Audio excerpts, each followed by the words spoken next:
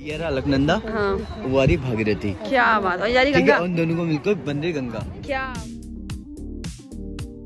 Hello दोस्तों, स्वागत है आपका और मैं हूँ आपके साथ रहता हूँ। और आप इतनी कड़कड़ाती ठंड में सोच रहे होंगे कि हम कहाँ जा रहे हैं। एक्चुअली अभी जो टाइम रहा है मैं आपको दिखाऊं, इट्स 1:45 रात के बज रहे हैं। ये मयंक है, ये मैं हूँ और हम जा रहे हैं चोपता। तो रात की हमारी कैब है, हमारी कैब आ चुकी है, बस अब निकल रहे हैं। बहुत ज़्यादा ठंड हो रहा है और हम सीधे आपसे मिलेंगे चोपता में।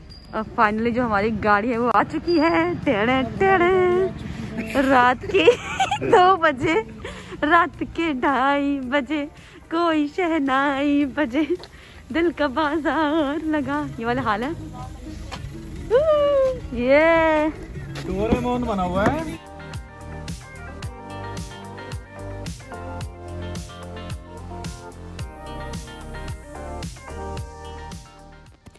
तो दोस्तों, अब नोएडा से हमारा सफ़र जो है वो शुरू हो चुका है और अब हमें दिल्ली से 400 किलोमीटर दूर जाना है उत्तराखंड, यानी कि रुद्रप्रयाग ज़िले में, जहां पर चोपता है। आपको बता दूं, चोपता में तुंगनाथ बाबा जी का मंदिर है, जो कि वर्ल्ड हाईएस्ट शिवा टेम्पल है। 3,500 मीटर की ऊंचाई फीट पर वो मंदिर बसा हुआ है, जहाँ पर हम जा रहे हैं ट्रैक करने के लिए। और हम कैसे पहुँचे, रास्ते में क्या क्या हमको देखने को मिला, इस सब मैं आपको दिखाऊंगी। लेकिन फ़िलहाल हमारे जो सवारी है वो नोएडा से निकल चुकी है और अब हम उत्तराखंड पहुंचने के बाद आपको बाबा तुंगनाथ के भी दर्शन कराएंगे।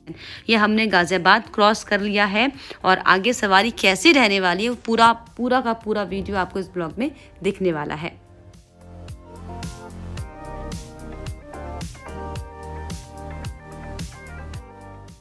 और अब हमने उत्तराखंड की वादियों पर कदम रख लिया है, यानी कि हम हरिद्वार पहुंच चुके हैं। यानी कि अब यहां से हमें पहाड़ों की खूबसूरत वादियां दिखने वाली हैं, जो कि मैं अब आपको आगे के इस पूरे ब्लॉग में दिखाने वाली हूं।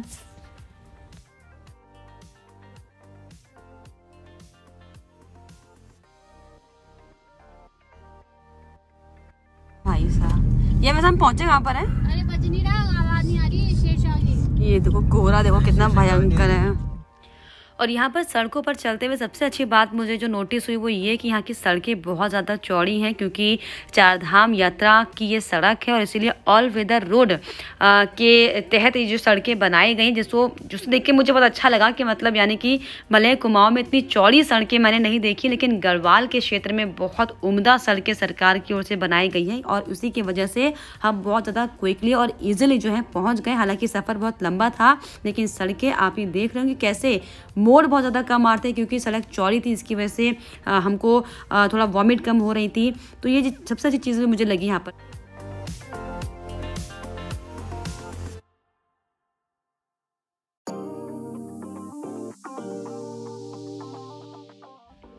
और फाइनली अब हम देवप्रयाग पहुंच चुके हैं और अब आगे मैं आपको बहुत ज़्यादा उम्दा और खूबसूरत नज़ारा दिखाने वाली हूं, क्योंकि देवप्रयाग ही वही जगह है, ये वो जगह है जहां से संगम का आगाज़ होता है। यानी कि अलकनंदा और भागीरथी नदी मिलकर गंगा बनकर यहां से निकलती है, जो कि हरिद्वार से होकर देश के अलग अलग कोनों में बहती हैं और जिनकी हम गंगा माँ के रूप में पूजा करते हैं। तो आप चलिए आगे आपको दिखाती हूँ कि कितना सुंदर ये नज़ारा, कितना अलौकिक, कितना इनक्रेडिबल ये जगह है।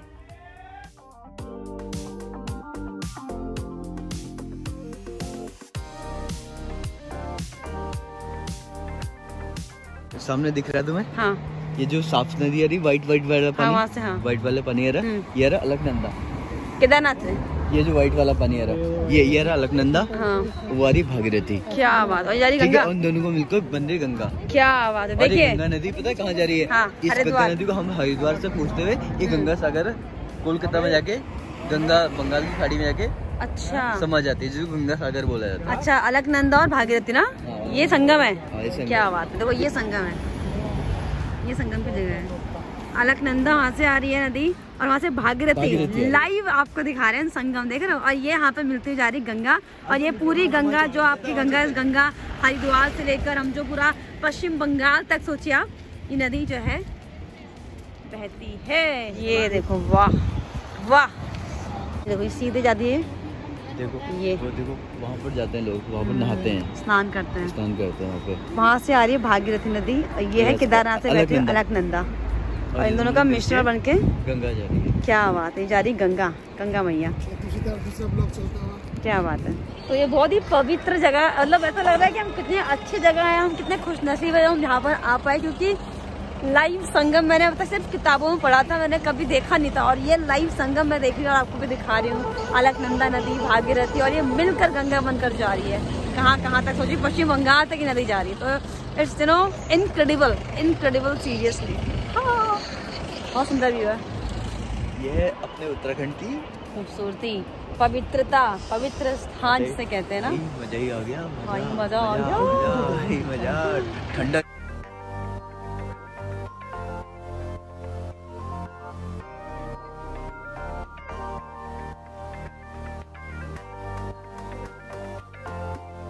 श्रीनगर की सड़कें, हालांकि शहर तो निकल गया है बट ये सड़कें, श्रीनगर खत्म हो गया। अभी क्या शुरू हो गया? अब क्या शुरू हो गया? अभी शुरू नहीं हुआ, वो होगा क्या? 82 आएगा, 82 जगह का नाम है। हाँ 82। चलो 82 आएगा। श्रीनगर ऑलमोस्ट खत्म हो चुका है। चलिए, तो फिलहाल हम अपना लंबा सफर तय करते हुए पहुंच गए टिहरी डैम की तरफ। ये पूरी गंगा वहां से प्रवाह होती हुई आ रही है, और ये धारी देवी का मंदिर आपको पता होगा, और ये वही मंदिर है जिसको हटाने की वजह से आपदा हमने देखी थी। केदारनाथ में बहुत भयंकर आपदा आई थी, लेकिन कंस्ट्रक्शन के काम की वजह से इस मंदिर को हटा दिया गया था, मतलब हटाया था, लेकिन इतनी बड़ी तबाही उत्तराखंड में आई और उसके बाद इसे दोबारा बसाया गया। तो ये वही मंदिर है। श्रीनगर से 14 किलोमीटर की दूरी पर ये धारा देवी का मंदिर बसा हुआ है, जो कि झील के ठीक बीचों बीच में स्थित है।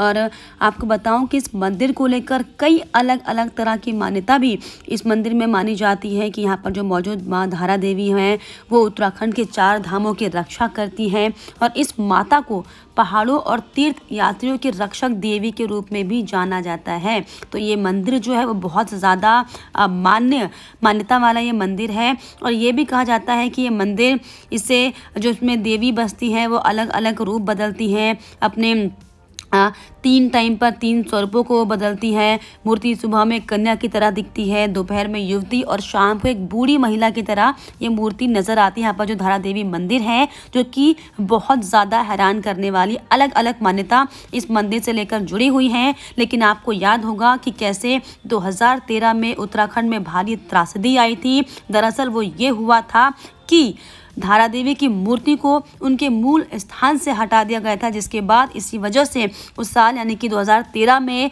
उत्तराखंड में भयानक त्रासदी आई थी, इसमें हजारों लोग मारे गए थे। और जिसके बाद जब मूर्ति को कुछ ही घंटों बाद, यानी कुछ समय बाद, जब उसे उस जगह पर फिर से रखा गया, जब उसका निर्माण कराया गया, तभी से ये मान्यता है कि 4 धाम में जो 4 धाम मंदिर है, 4 धाम जो यात्रा है, जो तीर्थ स्थान है, उनकी ये रक्षा करते हैं। और इसमें जो पहाड़ों में जो तीर्थ यात्री आते हैं घूमने के लिए, जो तीर्थयात्री और से लेकर जो वहां पर रहते हैं, उन सभी की रक्षा करती ये धारा देवी, ऐसा माना जाता है। इसलिए इस मंदिर की बहुत ज्यादा मान्यता कही जाती है।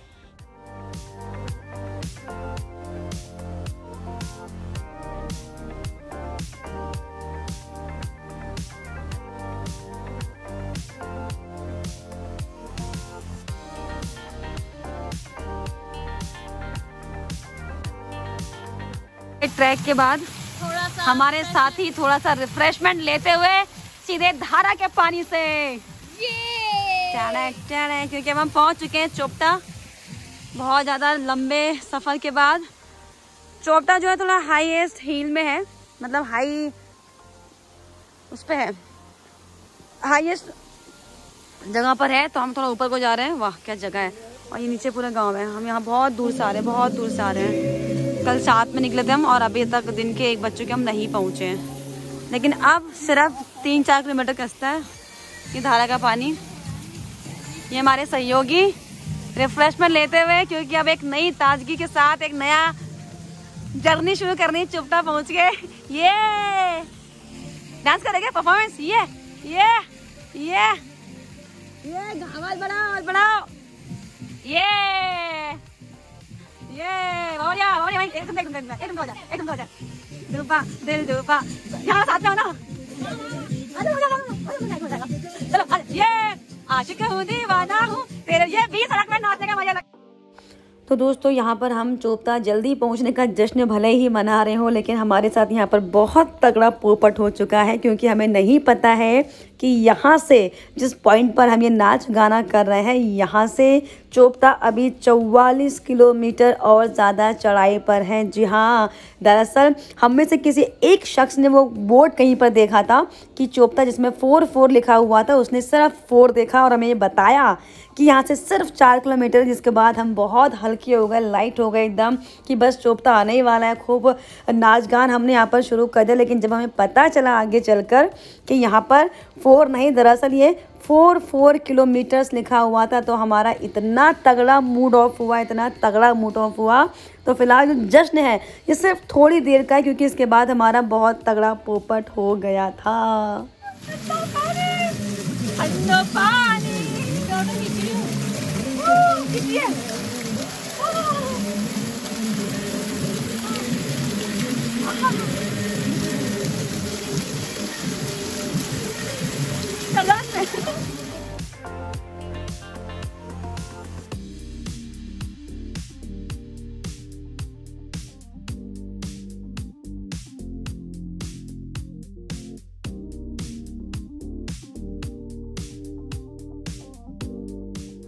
अब जाकर हम चोपता के थोड़े करीब पहुंच चुके हैं, तो हमें थोड़ी वो देखिए और आई जमी हुई है, बर्फीली चोटियाँ, सारे कैंपिंग के एरियाज हैं ये। और अब फाइनली हम चोपता जो है 12 घंटे से ज़्यादा समय लगा कर पहुँच चुके हैं। ये पूरी बर्फ़ गिरी है यहाँ पे, ये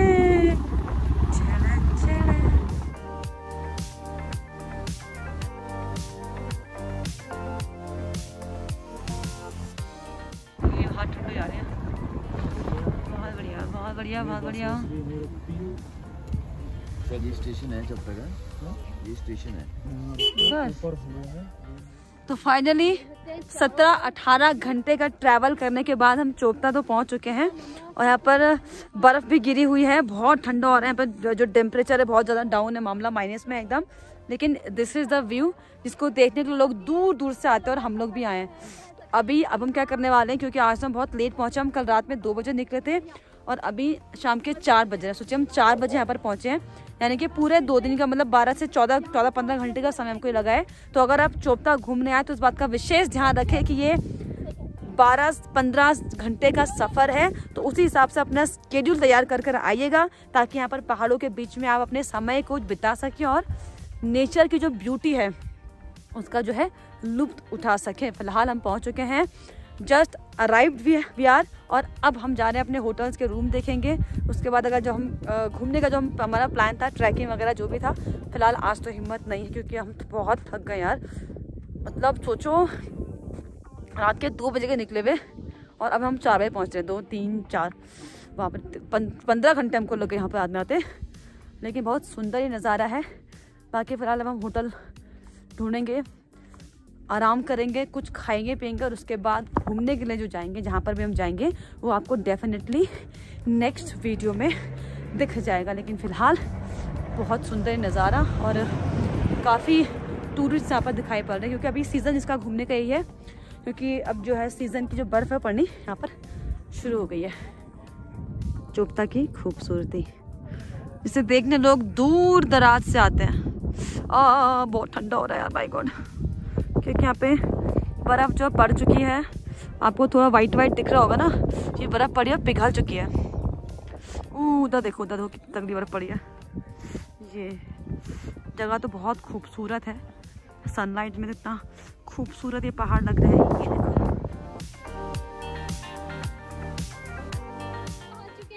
चोपता।